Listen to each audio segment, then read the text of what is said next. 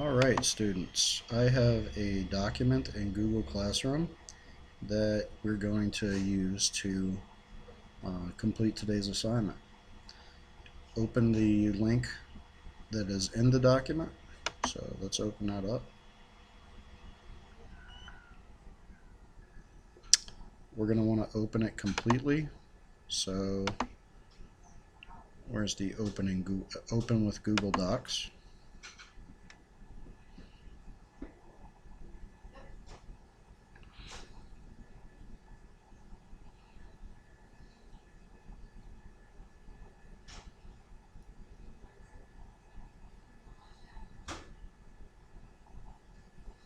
Okay, you're going to also need to open both of these tabs.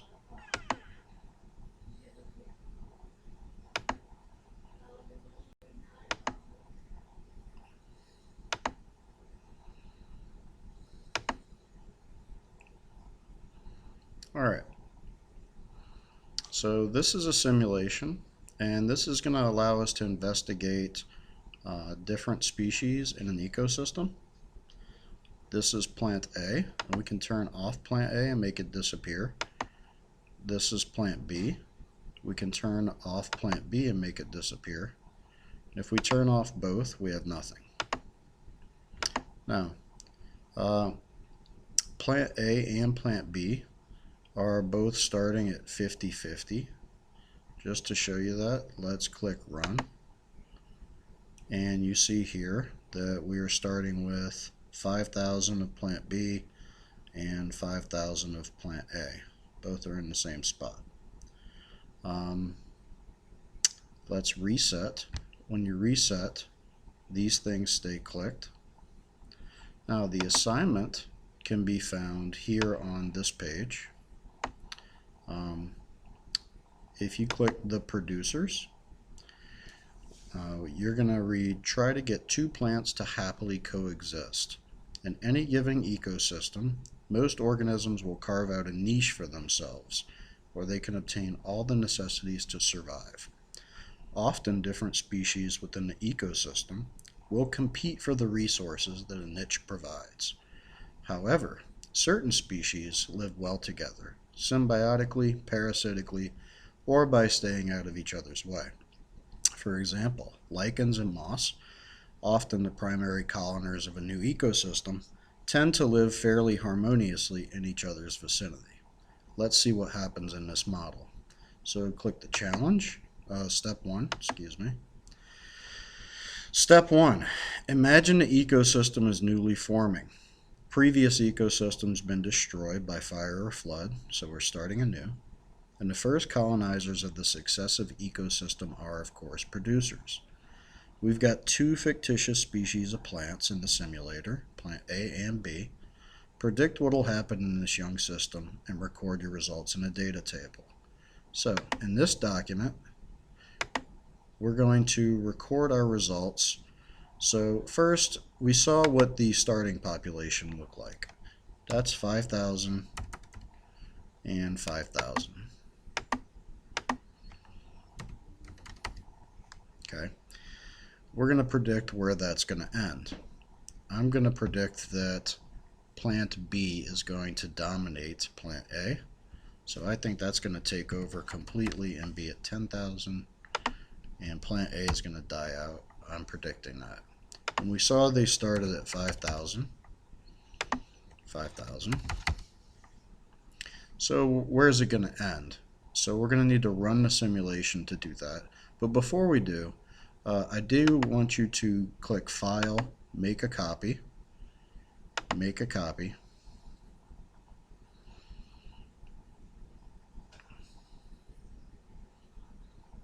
And share that copy with your teacher. So click Share.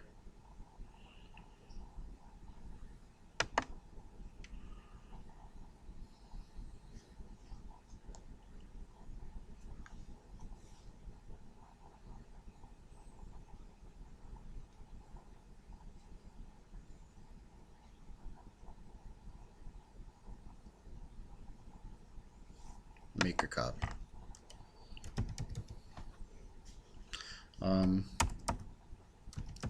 Share it with JEBROUSSARD@rochesterschools.org.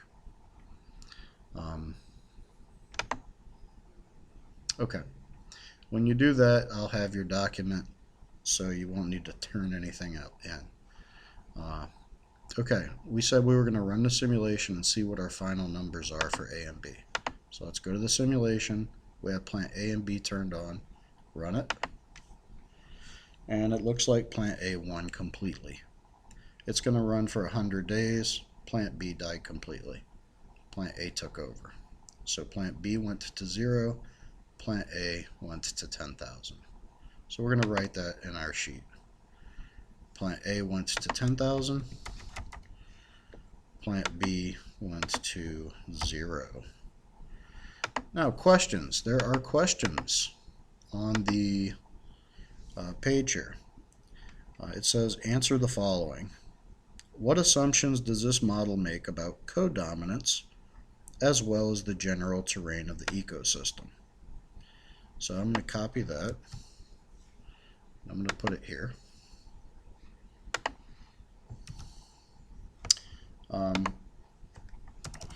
Okay, so codominance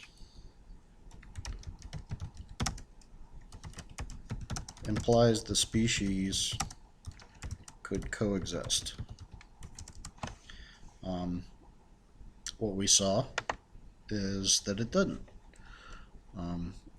Also, another assumption is that the plants had access to the entire terrain. That's not always the case. If you think about avocado trees and how avocado seeds, the fruit falls to the ground and then you get new trees below the plant. Some plants spread more easily than others, and this is kind of assuming that these plants can spread to the entire terrain. So perhaps their pollen is spread by wind, and the seeds can be spread by wind, and so on, and get everywhere. Second question is, do you find one producer to be dominant? Why might one producer be dominant over the other? So I'll go ahead and copy that question here.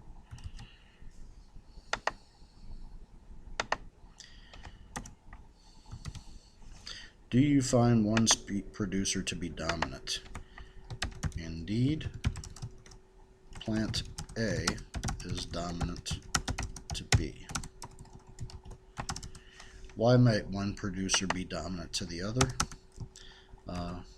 Perhaps plant A is taller than plant B and shades plant A, or plant B, stealing its sunlight.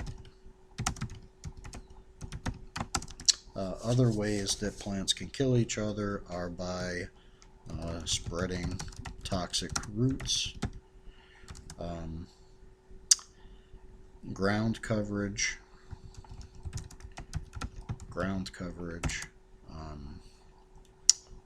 That's good enough. But there are other ways plants can kill each other. Okay, now we're going to go to step 2. We did step 1. We're going to go to step 2. Now you'll introduce an herbivore in the environment. In theory, an herbivore native to the ecosystem should feed primarily on the dominant species. In this system, the herbivore may consume enough of the dominant species to give the non-dominant species a chance for proliferation. Click on herbivore A, the rabbit, and choose eats plant A. Predict and record what will happen to the population numbers in the ecosystem. Then run the simulator and record your results answering the following. So these are step 2's questions. I'm going to just copy those and put them into here now.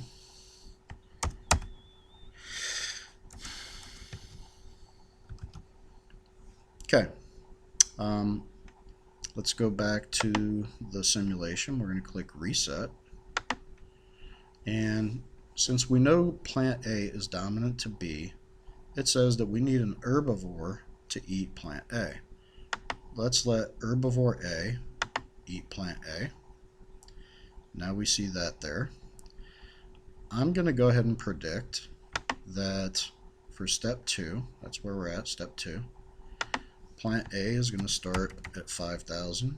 Plant B is going to start at 5,000. I don't know how much the herbivore is going to start at. Let's look at the simulation and see if it gives us any hints. It doesn't seem to give us any hints at where it starts, but I'm going to call this really low. Let's say that's just like 10. I'll just say 10 herbivores. Okay. I predict we're going to get a lot more herbivores, let's say 100. And I predict plant A is going to get eaten a lot, so that's going to drop to 3,000, and this is going to go up to 7,000. That's what I predict. Let's run our simulation. Reset first, run.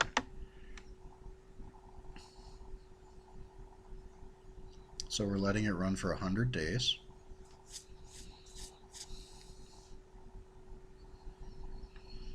And it looks like our starting population was 5,000 for both plants. And day 0 we had 1,000 herbivores. Okay, so the actual day 0 was 1,000 herbivores. Let's go back to this. We had 1,000 herbivores to start, and we had 2,062 to finish.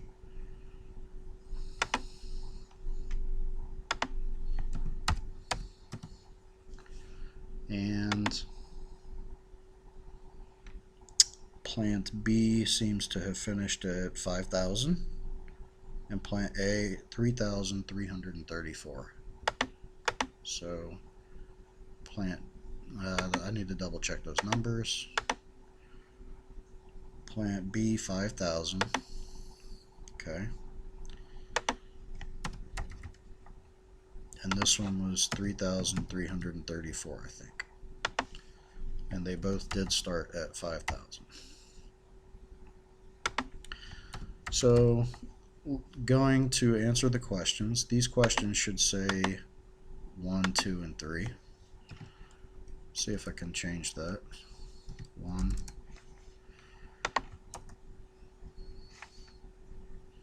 We don't need numbering. Let's just get rid of the numbering. Okay.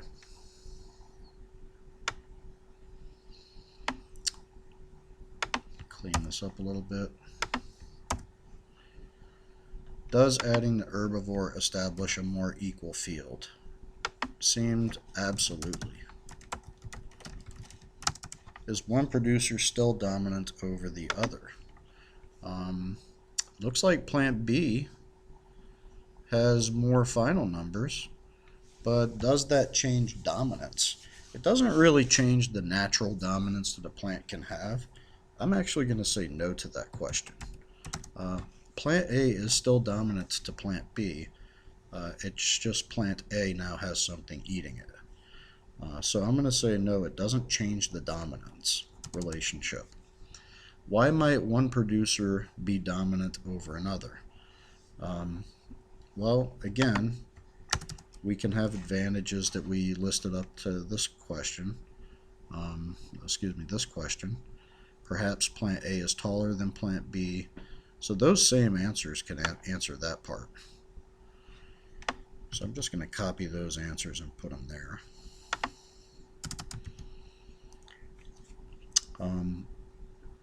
Oops, wrong spot. Right there. Then, if the simulation included decomposers, how would your results change?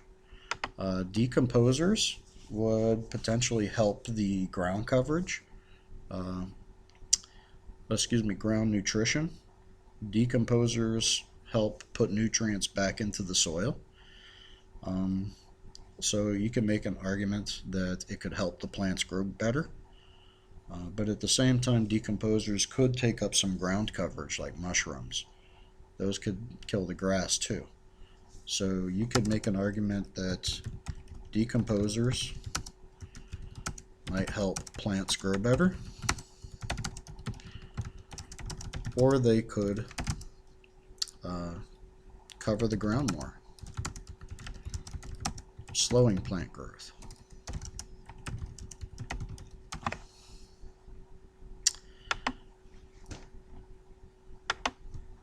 How do the producer population numbers with the presence of an herbivore compare to the primary colonizer model?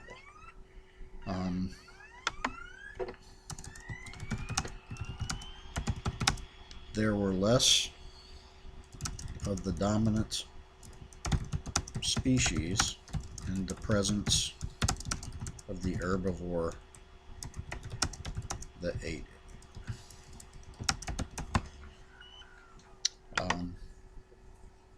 And plant B became stable. Plant B became a stable population and didn't die out. Okay, so those are all an example of how to do lesson 1. Lesson 2 is down here, and you're going to find lesson 2 to be right here. Food web, step 1, step 2. So go ahead and do these lessons, and hopefully this little instructional video helped you out with how to do this assignment.